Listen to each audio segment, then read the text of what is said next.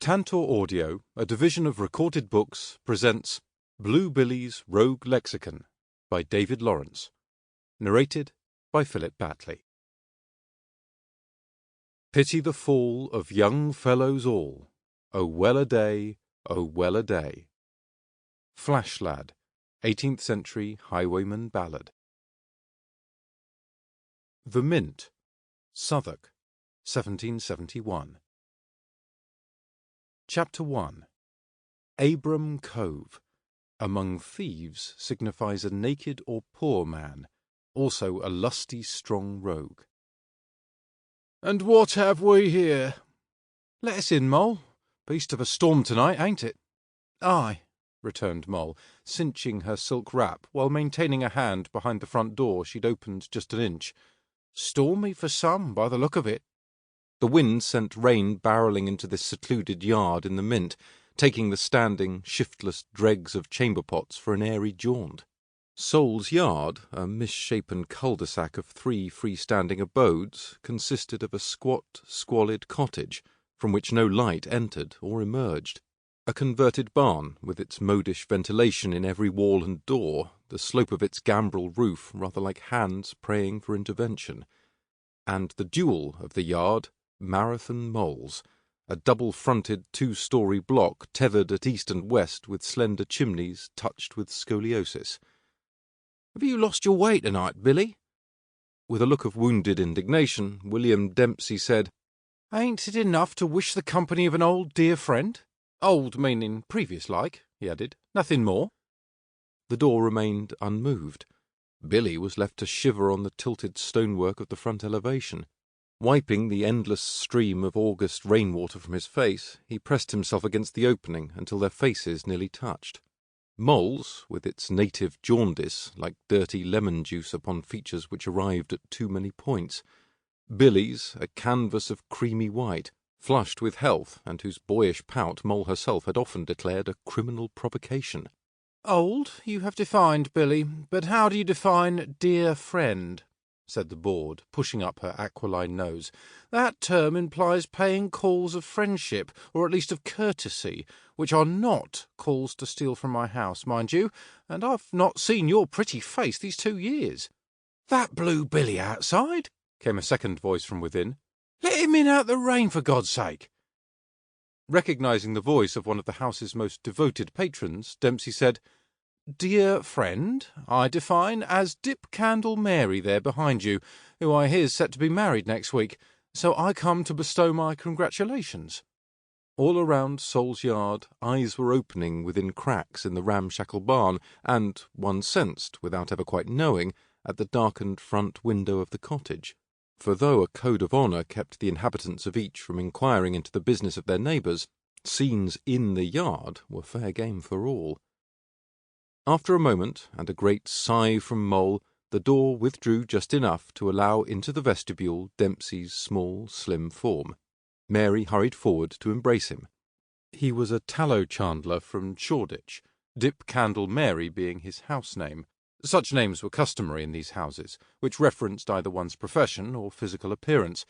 Indeed, Billy had never known him by any other, though the man had always been sweet on him. Sweet enough to forgive the trinkets Billy had lifted from his dressing-table when staying the night. That silver-handled comb the man really didn't need, seeing as how he kept his hair so short. That errant bit of coin taken from coat pockets. From the dark vestibule, Billy looked toward the glow of the front parlour. The room was filled with claret wallpapering, before which replicas of Roman forms thought or gloried or sported in alabaster relief. Chintz upholstered sofas and settees of various conditions reclined before the fireplace, currently cold, its salt shelf crammed with crucibles of scented oil waiting to ignite on crackling nights. The parlour was lit by 2 fat beeswax candles stuck into halves of an antiquated urn hung over the mantel.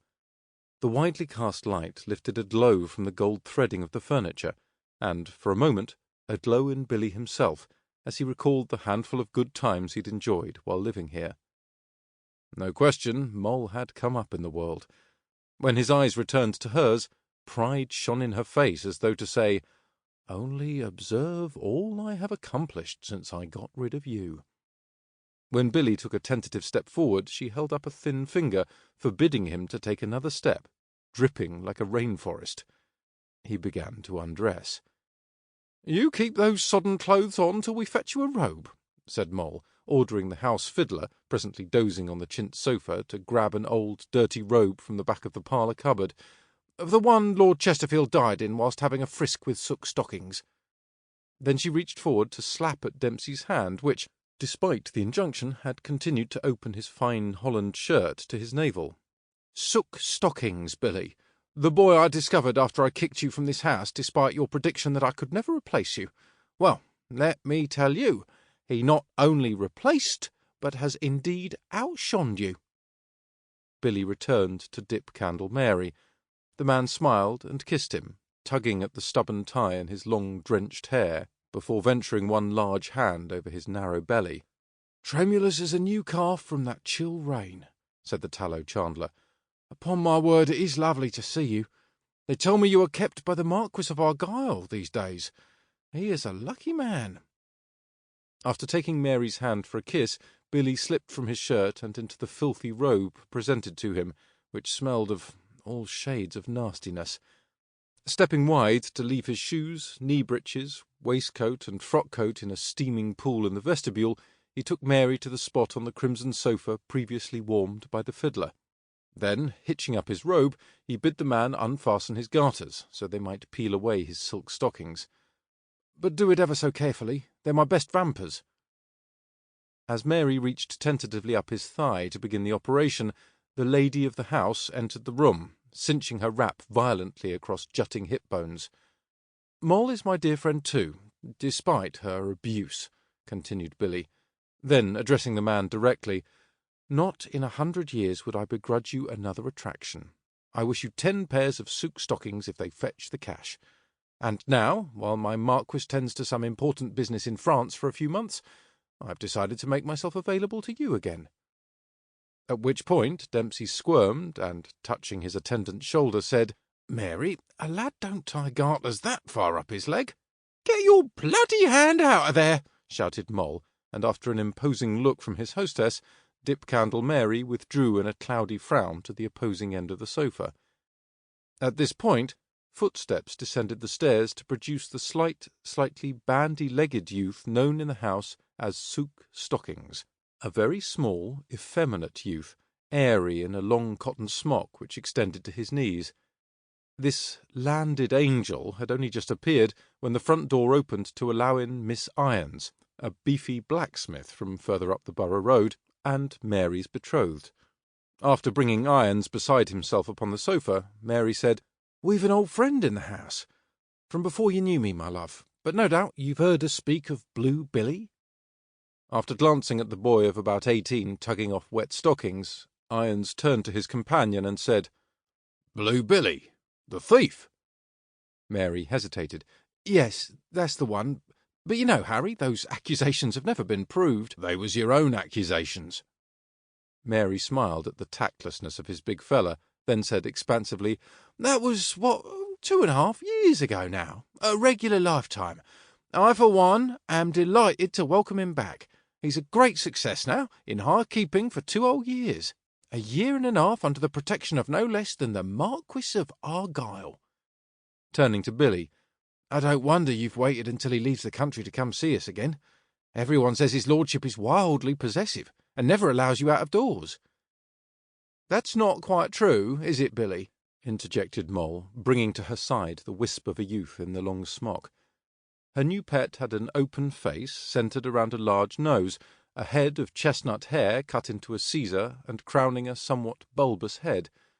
Moll pinched a speck from his shoulder and said in her story-hour voice, "I have it on good authority, darling, that the Marquis very generously gave our Mr. Dempsey an airing 1 day a week, Friday to be precise, which was the very day a certain Mr. Evans—" "You sook stockings, then?" interrupted Dempsey, shocked to hear that the miserable old biddy, though always known to be a famous snoop, had even heard about Evans. The boy turned to the visitor. "I am, but unless you are a client, I prefer Sukey Chandler."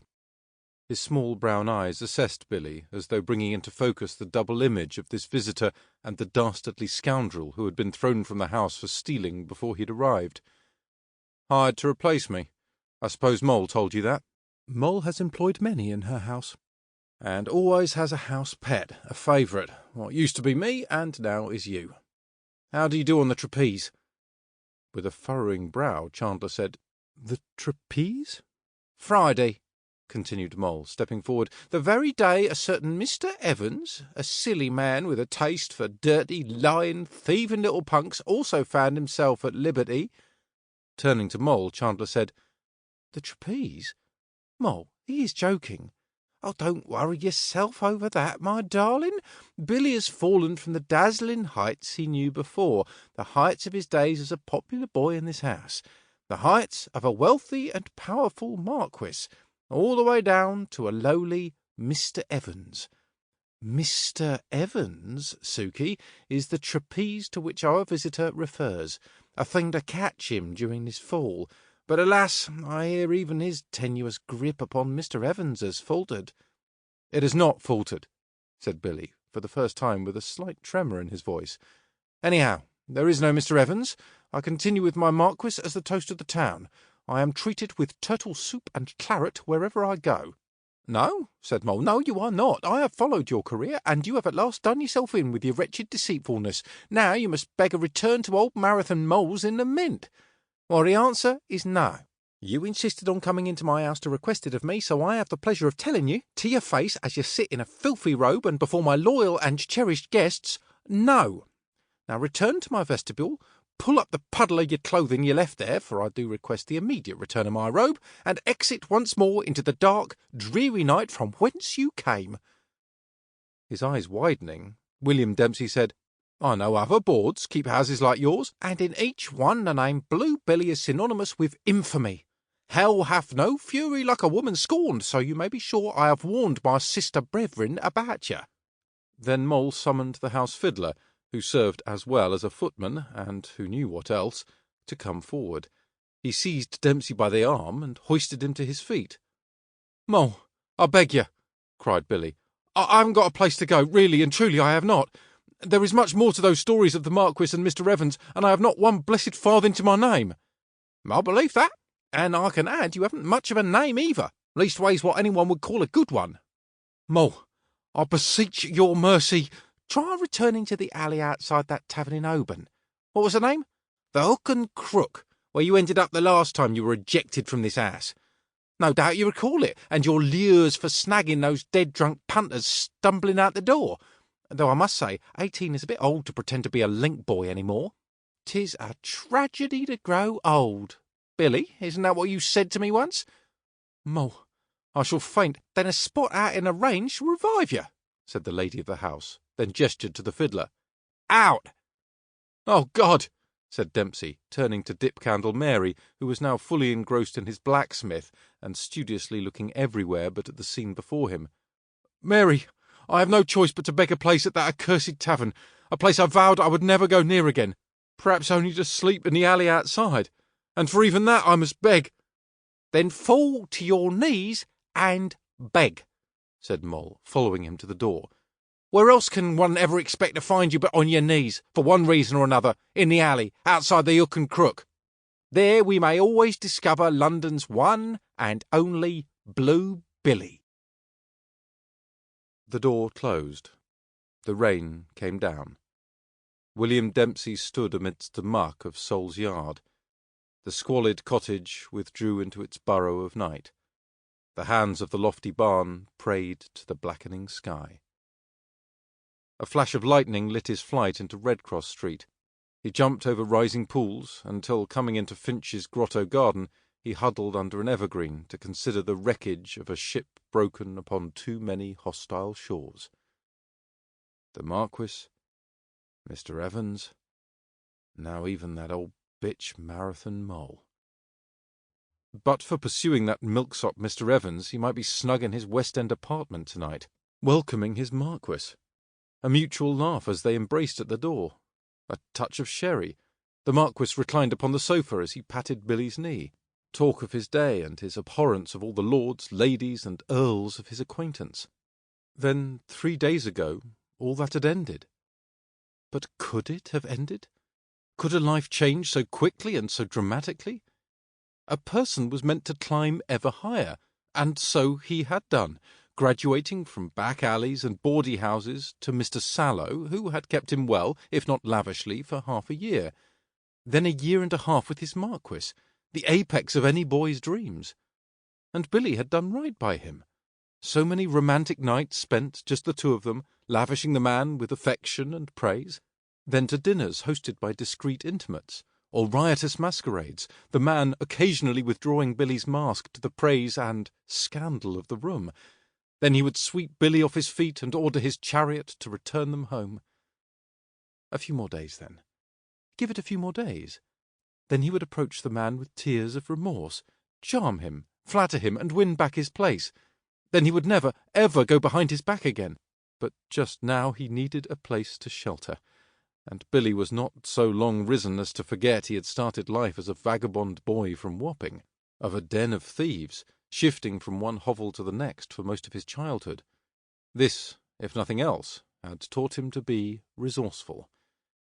So, under the old sagging bed of hardware Nan did Billy crawl for the night.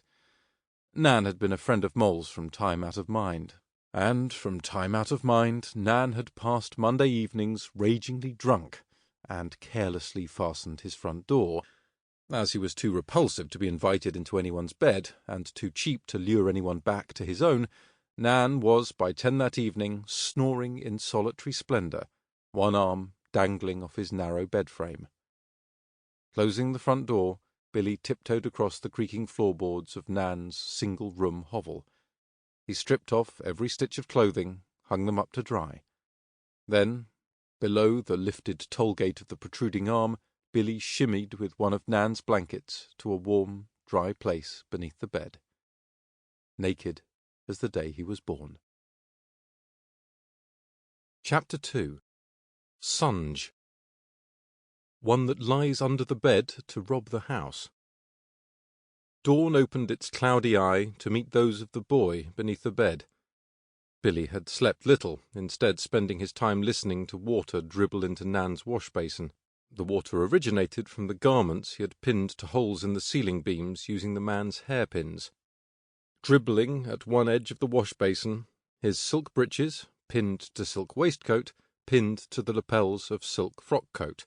Dribbling at the other, his entire suit of linen small-clothes. As dawn progressed, the rain clouds cleared, and the suits of clothing came into view under the glare from Nan's bare window. Rather like two visions of himself deflated of all of their pretensions.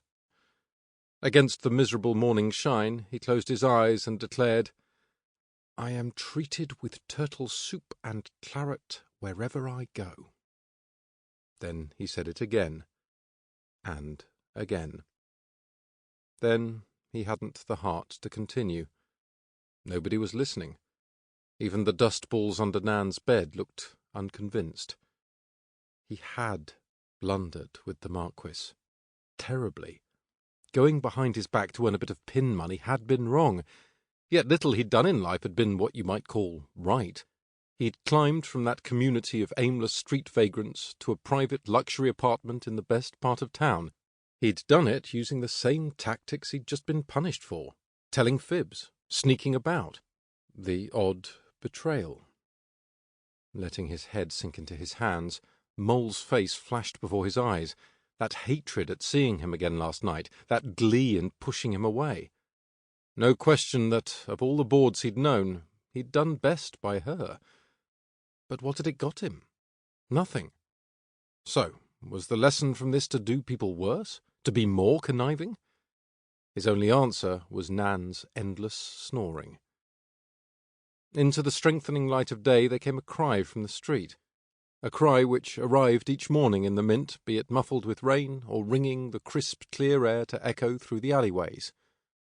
"Old cloves! Old cloves!" Bloody hell. muttered Billy, horrified at the reverberation within the room, as the clothes collector sounded to be standing directly outside. Nan's snoring, however, continued unabated as the collector continued, loud and lusty and long, eventually moving down the alley to lure from other inhabitants their saleable rags.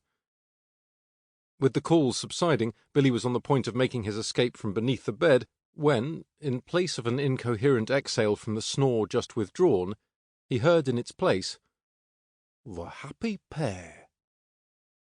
Billy froze as Nan, stumbling and elephantine, rose from the creaking bed to balance upon bluish feet. Bringing a chamber pot from a sideboard, he held the ceramic basin before him and, pissing lustily, addressed the 2 suits of clothing suspended from the ceiling. "My tall, dapper fellows," he said, "slim where I am fat, side by side where I have nobody, shoulder to face the world. Well, Nan has had his fill of love. To you, my man in linen, I say this. Your silk man will betray you for another in silk. I have faith for whatever he says to you now, whatever promises and talk of devotion. He cannot ultimately bear another so far beneath him." Addressing the other, "And to your companion, the fellow in watered silk, you think yourself very fine, and perhaps you are. Perhaps you wish to do a good deed, to raise your linen fellow, to dress him in silks like yourself, and so buy lifelong devotion. But this cannot be, for your linen friend will merely take whatever he can get from you, will repay generosity with ingratitude." Then Nan cried out, "Then take your silks to clothe himself," as he sealed the chamber pot and returned it to the sideboard. Then rounding upon both men, he said, "And so for as long as you may proceed together in life. But one or other of you, I predict it will be both, shall suffer in the end." The man shook a finger while attempting to maintain his feet, concluding, "Only hardware Nan has had his fill of love, and so withdraws from the game. So goodbye to love forever." Then Nan turned on his heel, tipped forward, and crashed onto the bed in a snoring heap. Upon which Dempsey tore from beneath the bed, snatched his clothes from the ceiling, and dressed himself, cursing Moll and her low associations. He was on the point of departure when he hesitated at the rusted doorknob. Nan's performance, having sapped every ounce of his energy, meant he was again unconscious, and Billy experienced that hunger, known so often while a street boy, which was actually 2 pangs, that for food joined to an itch to enrich. As such, he remained for a time, breakfasting upon bread and cheese while perusing the paltry contents of the man's keepsake chest, sideboard, and wardrobe. Rubbish, the lot. Garments into which 2 of himself might easily fit. At last he took a walking cane of stout construction and coin amounting to £2 5s. Then, once more faced with the rusted knob, he hesitated. Was he reluctant to go outside? Could it be he would rather remain in this dingy den than go into the world again? It was almost as if, after 2 years in those fine apartments, he had begun to grow soft. Rounding on the slumbering wretch, Billy said, "Your friend's a right bitch, you know that? I've been shunned by everyone I know, but what hurts most is Moll's look last night when she pushed me out in the rain. I was used to bring heaps of cash into that house, but what a return! Utter contempt and disdain." Nan produced 2 wet snorts, then smacked his lips. "All right, then. She had her reasons for kicking me out back then. I was stealing, but I never took much from that house, not really, because I was always scared to death of Moll. That's the God's honest. And that's why I reckon she'd let me back if I really needed it." Tiring of his own voice, Billy fell silent and then looked once more about the room. He crossed to observe himself in a small oval mirror above the wash-basin, combed his hair, straightened his collar. Then he approached the bed and, holding his nose, tugged a woolen blanket over the snoring mess that was Hardware Nan. At last, with another sigh, because he really was trying to be better, he returned 5 shillings to the pocket of Nan's dressing-gown. Then he turned the rusted knob and proceeded into the day. The Mint, that diminutive district south of St Saviour's parish, west of the Borough High Street, had for much of its life been known as a haven for London's debtors. A special charter exempted the area from city control, notably those officials sent to incarcerate citizens for unpaid debts. As such, the Mint became known as a liberty, a refuge for London's delinquents, both, as it were, rich and poor. 6 days a week the area was guarded by bill collectors, waiting to seize anyone who ventured outside the liberty of the Mint, every day except Sunday, when debts could not be collected. Sundays, then, became the day when residents ventured out of the district. The men, dressed in their best in the hope of being taken for carefree, came to be known as Sunday gentlemen. In 1722 a law was passed withdrawing that special exemption from city laws. However, despite the change, the Mint had so entrenched itself in a colourful assortment of Sunday men, Sunday women, and whatever Sunday children they had produced, that the area seemed doomed never to recover a respectable populace. For some, respectability was attained by comparing east with west, for to the east of the High Street stood Newgate and King's Bench prisons, the residents of which, but for hefty bribes, were never allowed out of doors, even on Sundays. Yet, in truth, there was little to distinguish the population of either side of the High Street, as the inmates of the East often began life as heroes of the Mint's creating upon the West. Running out of the Mint, William Dempsey fell into step behind the old clothes collector, who would undoubtedly lead him to a good second-hand dealer. There was nothing for it but to turn pedestrian for a time. Billy's heeled slippers were meant for little but stepping from carriages into drawing-rooms. The change must be immediate, and without fine shoes, so too must go, though it vexed him to admit it, every stitch of his silk garments.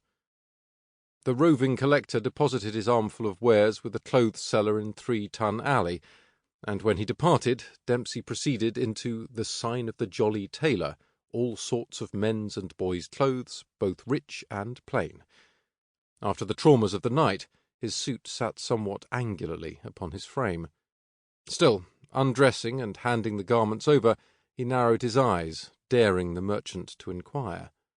When the man's brow furrowed, Billy announced, "I am treated with turtle and claret wherever I go," pulling from between bolts of blue damask a dark brown cotton suit, which he paired with a waistcoat of shocking yellow. "Are you now?" said the clothes dealer, examining the silk suit against the light of an east window. "Those fine garments can leave no doubt of it."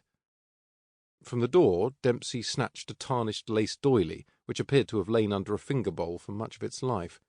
Upon pulling it into shape and setting it across the yellow of the waistcoat, whose saturation mellowed the tarnish of the doily, he deemed it the most he could do by way of jabot. Slipping on the ensemble, he pulled the doily gently around the top button of his undershirt and stepped to a sliver of dirty mirror to judge the effect. "You treated as well with plunges into the Thames?" called the merchant. When Billy failed to respond, he continued, "Plunged deep, then drawn out again in a fishman's net."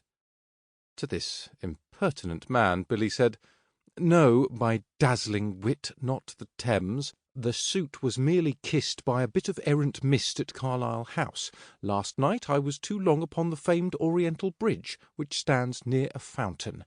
A very pristine fountain, I can assure you, only too lively." "And the coat," continued the merchant, appearing not to have heard, "pulled hither and yon, quite out of shape. Tell me, have they great tempests blowing at Carlisle House?"